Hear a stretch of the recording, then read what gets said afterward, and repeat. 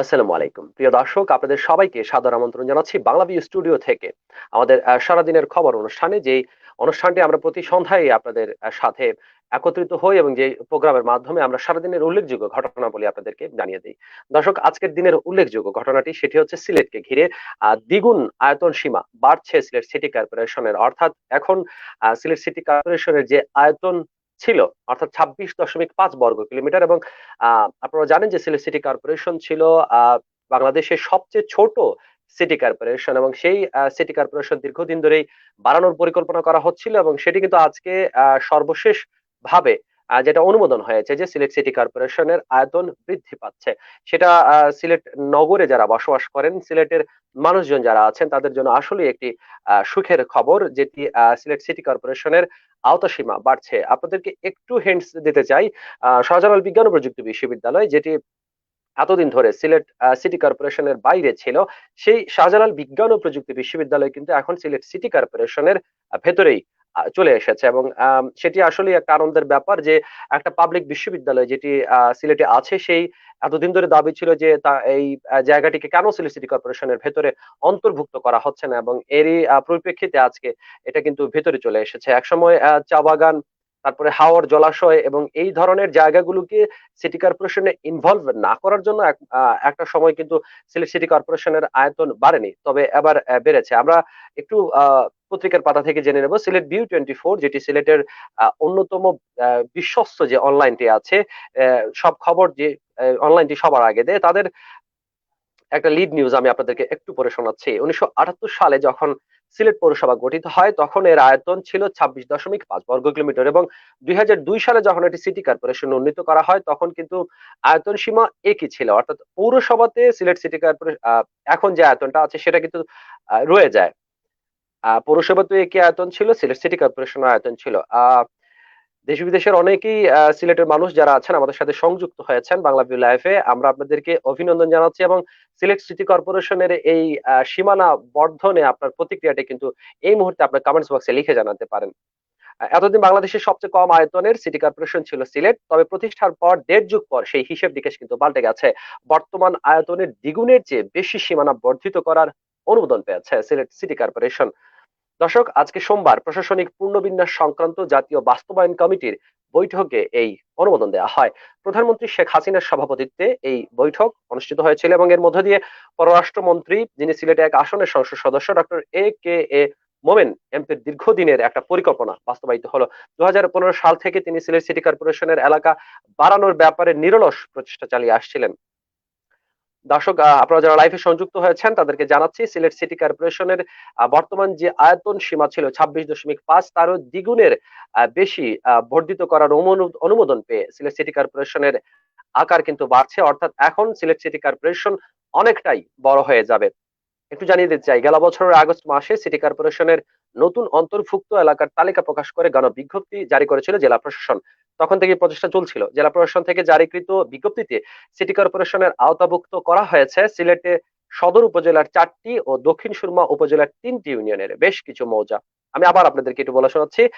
এখানে যা যে জায়গাগুলোকে অন্তর্ভুক্ত করা হয়েছে, তার মধ্যে সিলেট সদর উপজেলার আছে 4টি, এবং দক্ষিণ সুরমা উপজেলার 3টি ইউনিয়নের বেশ কিছু মৌজা এর মধ্যে ঢুকে পড়েছে। এবং দর্শক, আমরা যারা আমাদের সাথে সংযুক্ত হয়েছেন, দর্শক আপনারা সিলেটের নানা জায়গাতেই বসবাস করে থাকেন, আপনার এলাকা এখন সিটি কর্পোরেশনের ভেতরে থেকে থাকলে তো ঠিক আছে, আর যদি আপনার আপনার এলাকা যদি সিটি কর্পোরেশনের এতদিন বাইরে থেকে থাকে, তাহলে কোন এলাকাটা আপনার আছে সেটা কিন্তু কমেন্টস বক্সে লিখে জানাতে পারেন। আমি একটু পরেই আপনাদেরকে সবগুলো এলাকার নাম বলবো, যেটি আসলে খুবই উল্লেখযোগ্য সুখের খবর আমাদের জন্য। 2015 সালে দেশে আসার পর থেকেই, যেটা সিলেট ভিউ লিখেছে, 2015 সালে দেশে আসার পর থেকেই সিলেট এক আসনের বর্তমান সংসদ সদস্য ও পররাষ্ট্রমন্ত্রী doctor A Momen city corporation এলাকা বর্ধিত করার উদ্যোগ গ্রহণ করেন। সুনামগঞ্জ এশিয়ার মহাসড়কের মাঝামাঝি 180 বর্গ কিলোমিটার এলাকা নিয়ে সিটি কর্পোরেশনের বর্ধিত করার দাবি জানান তিনি। অর্থাৎ তার দাবিটা ছিল সুনামগঞ্জ এবং এশিয়ার মহাসড়কের মাঝামাঝি যে 180 বর্গ কিলোমিটার যে জায়গাটি আছে, ওই জায়গাটিকে সিটি কর্পোরেশনের সাথে একত্রিত করে বর্ধিত করে সিটি কর্পোরেশন বড় করার প্রস্তাব করেছিলেন তিনি। সেই দাবির পরিপ্রেক্ষিতে বর্তমানে আয়তনের চেয়ে আহ, দ্বিগুণ বর্ধিত হয়েছে সিলেট সিটি কর্পোরেশন এলাকা। একসময় চা বাগান, জলাশয়, হাওর সিটি কর্পোরেশন এলাকার বাইরে রাখতে গিয়ে সেটি এর চেয়ে বেশি বৃদ্ধি করা যায়নি। তবে আজকে এটি সুখের খবর যে আমাদের সিলেট সিটি কর্পোরেশনে আয়তন সীমা বৃদ্ধি পেয়েছে। দর্শক, সিটি কর্পোরেশনের আয়তন বৃদ্ধি পাওয়ায় সেবার পরিধিও বাড়বে বলে জানা গেছে। এই সেবার আওতায় বর্তমানের চেয়ে দ্বিগুণ জনসংখ্যার মানুষ এই সেবা কিন্তু ভোগ করতে পারবেন। এজন্য প্রধানমন্ত্রী শেখ হাসিনা ও পররাষ্ট্রমন্ত্রী ডক্টর এ কে মইনের প্রতি কৃতজ্ঞতা জানিয়েছেন সিলেটবাসী। আমি আপনাদেরকে নামগুলো জানানোর চেষ্টা করছি। যে আগেই বলেছিলাম যে সিলেট সদর উপজেলার 4টি এবং দক্ষিণ সুরমা উপজেলার 3টি ইউনিয়নের বেশ কিছু মৌজা এই সিলেট সিটি কর্পোরেশন এলাকাতে ঢুকে পড়েছে। এর মধ্যে রয়েছে সিলেট সদর উপজেলার টুকের বাজার ইউনিয়নের কুমারগাঁও, মইয়ারচরের দাগ নাম্বার গুলো আলাদা করে লেখা আছে। মইয়ারচরের দাগ নাম্বার 77, 82, 83, 89, 90, 91 ছাড়া, অর্থাৎ এই যে নাম্বার গুলো আছে এগুলো ছাড়া মইয়ারচর ঢুকে পড়েছে সিলেট সিটি কর্পোরেশনের সীমানার মধ্যে। খরুমখোলা, শাহপুর, আখালিয়া, খাদিমনগর ইউনিয়নের কুমারগাঁও, খাদিমপাড়া ইউনিয়নের সাদিপুর প্রথম খণ্ড, টিলাগড়, দেবপুর, কসবা, কুইটুক, সুলতানপুর চক, পেশনে নেওয়াজ, টুলটিকোর ইউনিয়নের সাদিপুর প্রথম খণ্ড, টিলাগড় ও দেবপুর, অর্থাৎ শাহপরানের দিকে যে জায়গাগুলো আছে সিলেট সিটি কর্পোরেশনের সীমানার মধ্যে ঢুকেছে।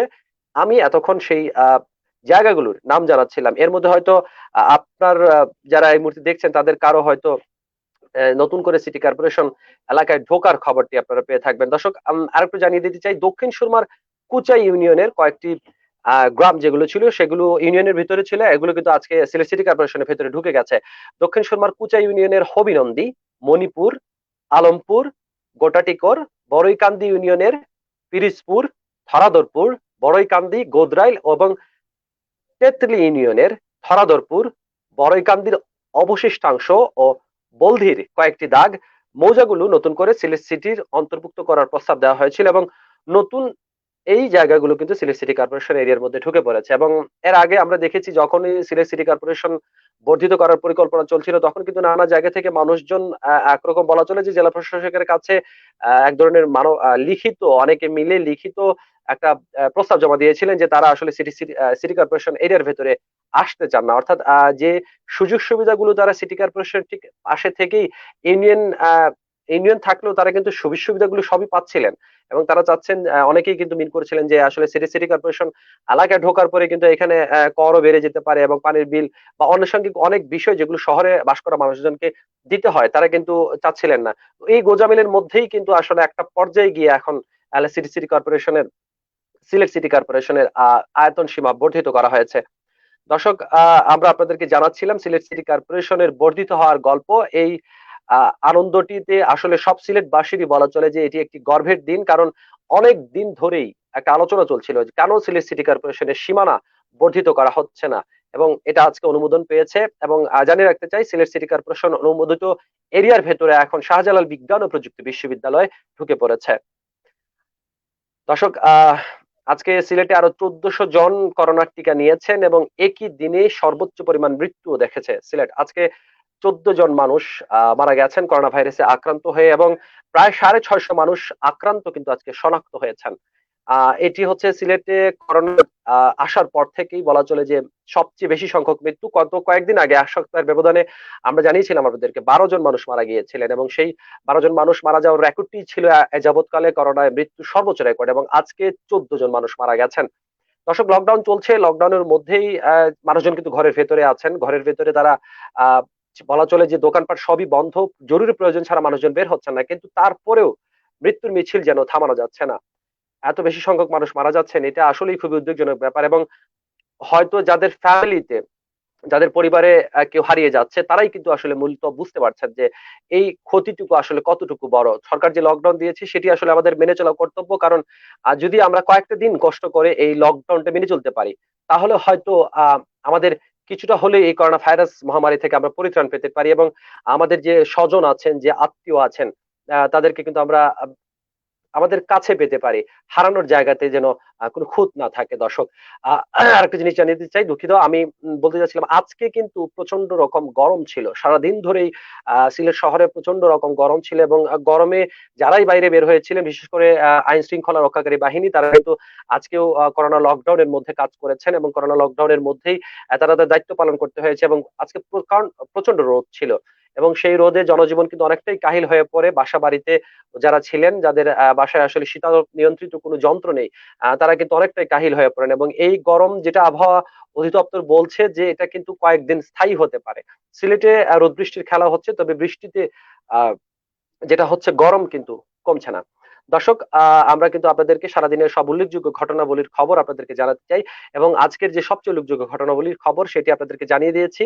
আহ দর্শক, সিলেট সিটি কর্পোরেশনের আয়তন সীমা বর্ধিত হচ্ছে, এবং এই বর্ধিত হওয়ার প্রক্রিয়াতে আরো বেশি সংখ্যক মানুষ এখন সিলেট সিটি কর্পোরেশন এলাকার মধ্যে ঢুকে পড়েছেন। এই আনন্দময় খবর দিয়ে আবারও আমাদের অনুষ্ঠান দেখার আমন্ত্রণ জানিয়ে শেষ করছি আজকের সারাদিনের খবর। দেখা হবে আগামীকাল সারাদিনের সমস্ত বিষয় নিয়ে।